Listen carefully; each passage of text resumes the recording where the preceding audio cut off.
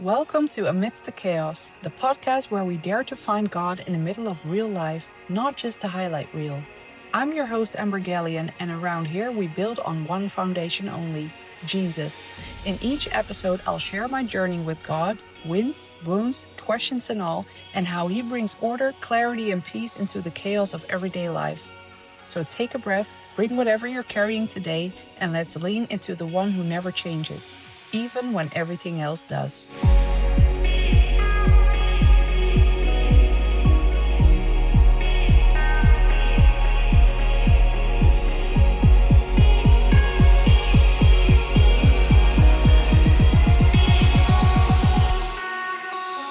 Hey friend, welcome back to Amidst the Chaos. I'm Amber and I'm really glad you're here. Today I want to take you into something very fresh, literally from this past weekend. It's a story about feeling alone, being set in family, and stepping into a new season with God in a very real, very emotional way. Thank you for pressing play and giving me a slice of your attention today. Let's dive in. I didn't grow up with a healthy picture of love. I learned early on that love was unstable, conditional, and often unsafe. It felt like something you had to earn, perform for, or hold together yourself. I didn't have a model of safe love, steady love, covenant love. And out of that, a deep belief formed that has felt true for most of my life. I'm on my own. Even when I was technically surrounded by people, that was the story playing in the background. Later in life, that belief only seemed to be confirmed. I ended friendships with people that I didn't feel safe with. There came a point where I cut contact with my family. Later, I walked through a divorce. And from the outside, it would have been easy to say, see, you are on your own. But that's not what God let happen. In those breaking points, breaking with my family, ending my marriage and those friendships, I did something I hadn't done like that before. I surrendered. Not just a help me out of this prayer, but a real handing over of my life to God. And as I did that, something huge became clear. I had never actually been alone. The story in my head said alone. The reality in the spirit was, you've been carried this whole time. God started leading me out of the shadows and into community. A key moment in that journey was a women's event called Out of the Shadows, organized by Brenda Toet to celebrate the release of her autobiography with the same title. At that event, I got baptized. Looking back now, that title, Out of the Shadows, wasn't just the name of a book or a conference theme. It was prophetic for my journey. God was literally calling me out of hiding, out of the shadows of shame, out of wrong narratives about love, out of isolation and self-protection. At the event, there were 2 workshops I attended. The first one was called Overcome Your Obstacles. The second one was Let Your Victory Ring. At the time, they were just powerful workshop titles. Now, months later, I can see how prophetic they were, how clearly they spoke about what God was going to do in my life in this season. I'm going to record separate episodes about those 2 workshops and the prophetic thread in them, because they're such a beautiful example of how God often announces what He's doing before we fully see it. The day after that women's event, I walked into the church that would become my home church, a church founded by evangelists Johan and Brenda Toet. Over time, I started to realize that God wasn't just giving me a place to sit on Sundays. He was setting me in family. People saw me. People walked with me.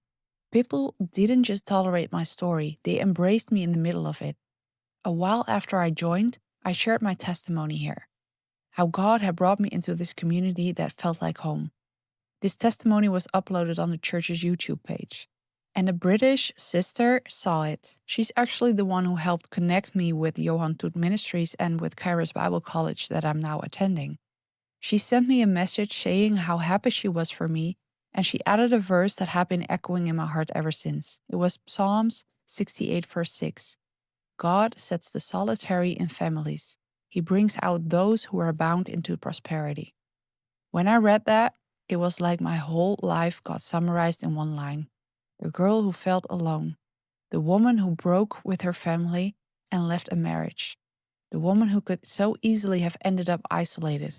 and God saying, "You, I'm setting you in a family. You're not solitary anymore." That verse became a banner over this whole season. So fast forward to this past weekend.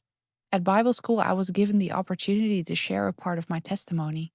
This time I shared specifically about growing up without a healthy picture of love and carrying that "I'm on my own" belief for so many years. I talked about how God had been rewriting that story, how He had led me into a church that feels like family, and how He has been gently correcting my picture of love. There was something about sharing it in that setting, a room full of people who are all hungry for God, all carrying their own stories of brokenness and restoration, that felt like another layer of out of the shadows, another place where the light was being turned on. The day after that, in church, Johan Toet was preaching. He spoke about a new season, not in a cliche new year, new me way, but as a real spiritual shift, a new phase, a new chapter with God, a time where old things are laid down and new things are picked up. As he spoke, it felt like God was speaking directly at my heart through Johan. I had tears in my eyes multiple times during the message. Inside, I felt this deep mixture of exhaustion with the season I had been in and readiness for whatever God wanted to do next. I was so done with carrying the old chapter, all the hidden grief, the battles, the waiting. Something in me was crying, "Lord, I'm ready. I don't want to drag this old season with me any further. I want to step into what you're doing now." At the end, Johan invited people to come forward if they were ready for that, ready for a new season and wanting someone to stand in agreement with them. And I knew, that's me, I need to be there. So I went, along with maybe 60 other people hungry for a new season. And standing in the front, waiting for my turn to be prayed over, I just cried. Johan prayed over me and someone else gave me a prophetic word over my life. Others came up afterwards and prayed again or simply held me as I cried. It was like God was using their arms and their words to say, "You are not alone. You are not too much. You are not a burden. I set the solitary in families. This is what that looks like."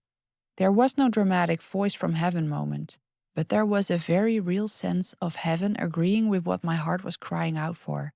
The next morning, which was today, I woke up different. I felt light, carried, free. Not everything is magically fixed free, but this is really a new chapter free. It was as if some heavy cloak had been taken off of me. The best way I can say it is this: I woke up already inside the new season we had prayed into the day before. Nothing on the outside had dramatically changed overnight, but something inside me had. The heaviness, the constant pressure I'd been carrying, wasn't sitting on my chest the same way anymore.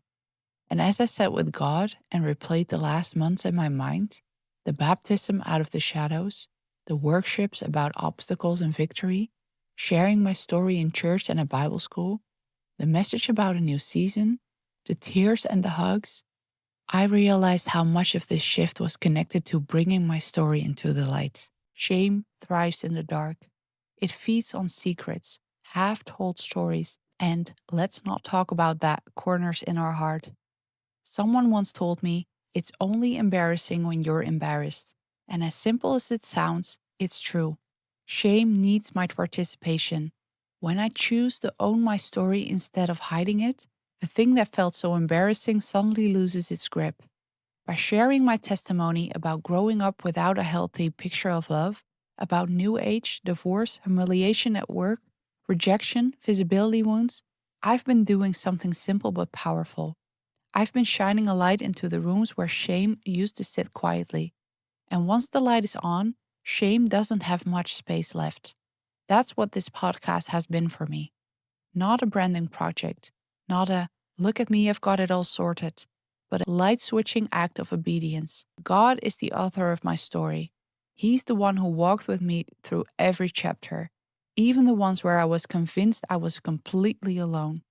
And right now, I feel like He's very clearly saying, we're done with that old chapter.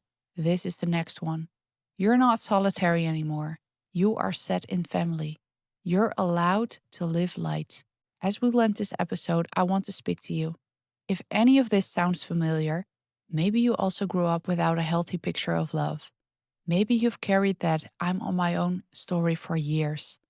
Maybe you've been humiliated, rejected, or turned into a story you never asked for. I want to invite you to ask God a few simple questions. Lord, where have I believed that I'm truly alone? Where have you already tried to set me in family, but have struggled to receive it?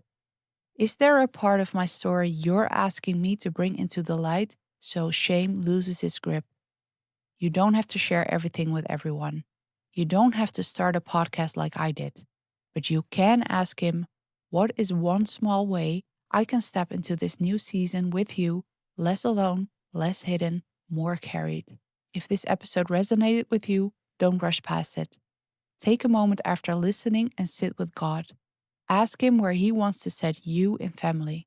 Ask Him where He's saying, this old chapter is done. Let's turn the page. For me, these last months have been full of prophetic hints. From being baptized at an event called Out of the Shadows, to workshops about overcoming obstacles and letting victory ring, to Psalm 68 verse 6, to preaching about a new season, to tears, prayer, and hugs, all of it feels like God is saying, I've prepared you for the next chapter. Lean on me with expectation. I'm trustworthy. Thank you so much for being here with me today on Amidst the Chaos. If this encouraged you, you can share it with someone who feels alone, hidden, or stuck in an old season they're desperate to leave behind. All right, we'll leave it here for today. Thanks for listening to Amidst the Chaos. I'm your host, Amber Gallion, and my prayer is that today's episode helped you see Jesus a little more clearly right in the middle of your own mess and motion. If this encouraged you, share it with someone who might need the reminder that God is building order, even when life feels anything but stable. Until next time, keep walking, keep wrestling, and keep building on the only foundation that won't move, Jesus.